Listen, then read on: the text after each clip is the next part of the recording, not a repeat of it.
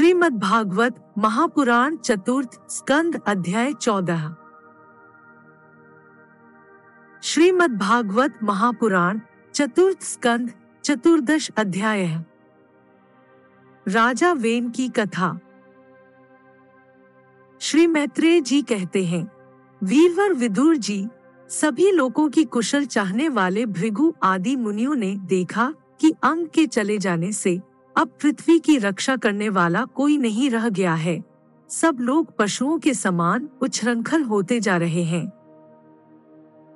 तब उन्होंने माता सुनीता की सम्मति से मंत्रियों के सहमत न होने पर भी वेन को भूमंडल के राजपद पर अभिषिक्त कर दिया। वेन बड़ा कठोर शासक था।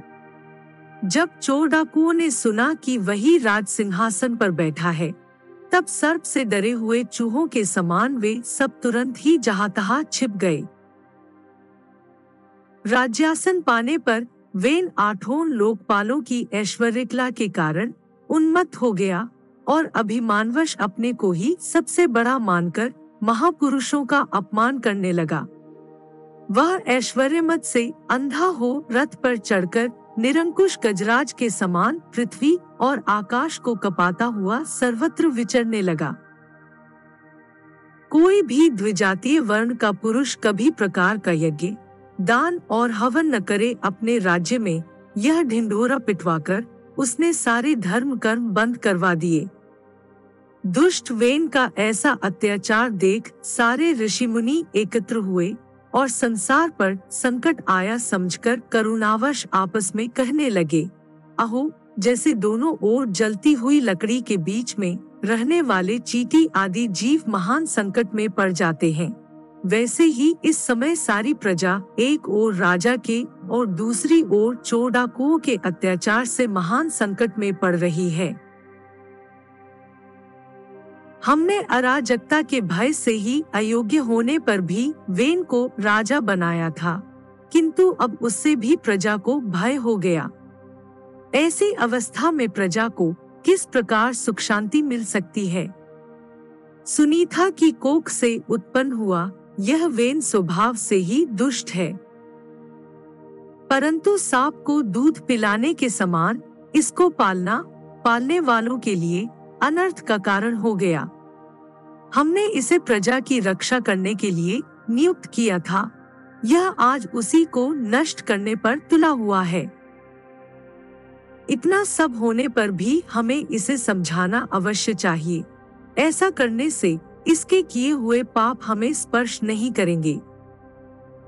हमने जानबूझकर दुराचारी वेन को राजा बनाया था, किंतु यदि समझाने पर भी यह हमारी बात नहीं मानेगा, तो लोक के धिक्कार से दग्ध हुए इस दुष्ट को हम अपने तेज से भस्म कर देंगे। ऐसा विचार करके मुनि लोग वेन के पास गए और अपने क्रोध को छिपाकर उसे प्रिय वचनों से समझाते हुए इस प्रकार कहने लगे। मुनियों ने कहा, राजन, हम आपसे जो बात कहते हैं उस पर ध्यान दीजिए।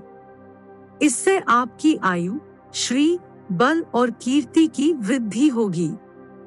तात, यदि मनुष्य मन, वाणी, शरीर और बुद्धि से धर्म का आचरण करे तो उसे स्वर्ग आदि शोकरहित लोकों की प्राप्ति होती है।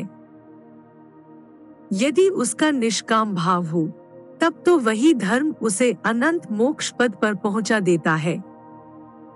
इसलिए वीरवर, प्रजा का कल्याण रूप वह धर्म आपके कारण नष्ट नहीं होना चाहिए। धर्म के नष्ट होने से राजा भी ऐश्वर्य से च्युत हो जाता है। जो राजा दुष्ट मंत्री और चोर आदि से अपनी प्रजा की रक्षा करते हुए न्यायकुल रहता है, वह इस लोक में और परलोक में दोनों जगह सुख पाता है। जिसके राज्य अथवा नगर में वर्णाश्रम धर्मों का पालन करने वाले पुरुष स्वधर्म पालन के द्वारा भगवान यज्ञ पुरुष की आराधना करते हैं, महाभाग, अपनी आज्ञा का पालन करने वाले उस राजा से भगवान प्रसन्न रहते हैं, क्योंकि वे ही सारे विश्व की आत्मा तथा संपूर्ण भूतों के रक्षक हैं। भगवान ब्रह्मादि जगदीश्वरों के भी ईश्वर हैं, उनके प्रसन्न होने पर कोई भी वस्तु दुर्लभ नहीं रह जाती। तभी तो इंद्रादि लोकपालों के सहित समस्त लोग उन्हें बड़े आदर से पूज पुहार समर्पण करते हैं। राजन, भगवान श्रीहरि समस्त लोकपाल और यज्ञों के नियंता है। वे वेदत्रयी रूप, द्रव्य रूप और तपः स्वरूप हैं। इसलिए आपके जो देशवासी आपकी उन्नति के लिए अनेक प्रकार के यज्ञों से भगवान का यजन करते हैं, आपको उनके अनुकूल ही रहना चाहिए। जब आपके राज्य में ब्राह्मण लोग यज्ञों का अनुष्ठान करेंगे, तब उनकी पूजा से प्रसन्न होकर भगवान के अंश स्वरूप देवता आपको मनचाहा फल देंगे। अतः वीरवर, आपको यज्ञादि धर्मानुष्ठान बंद करके देवताओं का तिरस्कार नहीं करना चाहिए। वेन ने कहा, तुम लोग बड़े मूर्ख हो, खेद है। तुमने अधर्म में ही धर्म बुद्धि कर रखी है। तभी तो तुम जीविका देने वाले मुझ साक्षात पति को छोड़कर किसी दूसरे जारपति की उपासना करते हो। जो लोग मूर्खतावश राजा रूप परमेश्वर का अनादर करते हैं, उन्हें न तो इस लोक में सुख मिलता है और न परलोक में ही। अरे, जिसमें तुम लोगों की इतनी भक्ति है, वह यज्ञ पुरुष है कौन? यह तो ऐसी ही बात हुई जैसे कुलटा स्त्रियां अपने विवाहिता पति से प्रेम न करके किसी पर पुरुष में आसक्त हो जाए। विष्णु, ब्रह्मा, महादेव, इंद्र, वायु, यम, सूर्य, मेघ, कुबेर, चंद्रमा, पृथ्वी, अग्नि और वरुण तथा इनके अतिरिक्त जो दूसरे वर और शाप देने में समर्थ देवता हैं, वे सबके सब राजा के शरीर में रहते हैं। इसलिए राजा सर्वदेवमय है और देवता उसके अंश मात्र हैं। इसलिए ब्राह्मणों, तुम मत्सरता छोड़कर अपने सभी कर्मों द्वारा एक मेरा ही पूजन करो और मुझी को बलि समर्पण करो। भला मेरे सिवा और कौन अग्र पूजा का अधिकारी हो सकता है? श्री मैत्रेय जी कहते हैं, इस प्रकार विपरीत बुद्धि होने के कारण वह अत्यंत पापी और कुमार्गगामी हो गया था। उसका पुण्य क्षीण हो चुका था। इसलिए मुनियों के बहुत विनय पूर्वक प्रार्थना करने पर भी उसने उनकी बात पर ध्यान न दिया। कल्याण रूप विदुर जी, अपने को बड़ा बुद्धिमान समझने वाले वेन ने जब उन मुनियों का इस प्रकार अपमान किया, तब अपनी मांग को व्यर्थ हुई देख वे उस पर अत्यंत कुपित हो गए। मार डालो, इस स्वभाव से ही दुष्ट पापी को मार डालो। यह यदि जीता रह गया तो कुछ ही दिनों में संसार को अवश्य भस्म कर डालेगा। यह दुराचारी किसी प्रकार राज सिंहासन के योग्य नहीं है, क्योंकि यह निर्जलज्ज साक्षात यज्ञपति श्री विष्णु भगवान की निंदा करता है। अहो, जिनकी कृपा से इसे ऐसा ऐश्वर्य मिला, उन श्रीहरि की निंदा अभागे वेन को छोड़कर और कौन कर सकता है? इस प्रकार अपने छिपे हुए क्रोध को प्रकट कर उन्होंने उसे मारने का निश्चय कर लिया। वह तो भगवान की निंदा करने के कारण पहले ही मर चुका था, इसलिए केवल हुंकारों से ही उन्होंने उसका काम तमाम कर दिया। जब मुनिगण अपने अपने आश्रमों को चले गए, तब इधर वेन की शोकाकुल माता सुनीता मंत्रादि के बल से तथा अन्य युक्तियों से अपने पुत्र के शव की रक्षा करने लगी। एक दिन वे मुनिगण सरस्वती के पवित्र जल में स्नान कर अग्निहोत्र से निवृत्त हो नदी के तीर पर बैठे हुए हरि चर्चा कर रहे थे। उन दिनों लोगों में आतंक फैलाने वाले बहुत से उपद्रव होते देखकर वे आपस में कहने लगे, आजकल पृथ्वी का कोई रक्षक नहीं है, इसलिए चोडाकुओं के कारण उसका कुछ अमंगल तो नहीं होने वाला है।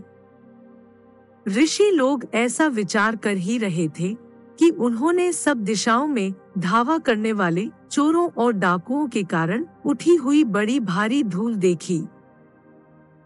देखते ही वे समझ गए कि राजा वेन के मर जाने के कारण देश में अराजकता फैल गई है राज्य शक्तिहीन हो गया है और चोर डाकू बढ़ गए हैं। यह सारा उपद्रव लोगों का धन लूटने वाले तथा एक दूसरे के खून के प्यासे लुटे। अपने तेज से अथवा तपोबल से लोगों को ऐसी कुप्रवृत्ति से रोकने में समर्थ होने पर भी ऐसा करने में हिंसादी दोष देखकर उन्होंने इसका कोई निवारण नहीं किया। फिर सोचा कि ब्राह्मण यदि समदर्शी और शांत स्वभाव भी हो तो भी दोनों की उपेक्षा करने से उसका तप उसी प्रकार नष्ट हो जाता है जैसे फूटे हुए घड़े में से जल बह जाता है। फिर राजर्षि अंग का वंश भी नष्ट नहीं होना चाहिए, क्योंकि इसमें अनेक अमोघ शक्ति और भगवत परायण राजा हो चुके हैं। ऐसा निश्चय कर उन्होंने मृत राजा की जांघ को बड़े जोर से मथा तो उसमें से एक बौना पुरुष उत्पन्न हुआ। वह कोय के समान काला था। उसके सभी अंग और खासकर भुजाएं बहुत छोटी थीं, जबड़े बहुत बड़े, टांगे छोटी, नाक चपटी, नेत्र लाल और केश तांबे के से रंग के थे। उसने बड़ी दीनता और नम्रता भाव से पूछा कि मैं क्या करूं? तो ऋषियों ने कहा, निशीद बैठ जा। इसी से वह निषाद कहलाया।